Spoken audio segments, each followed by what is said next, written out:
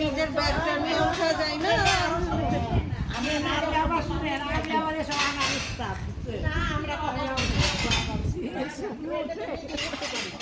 প্রতিদিন সবার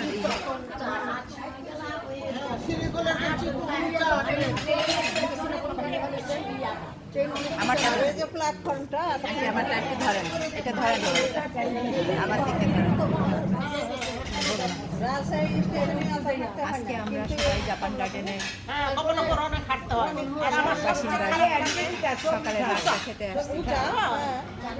রাজশাহী একটা সময় আজকে 16ই মে না, আজকে 17ই মে 2025।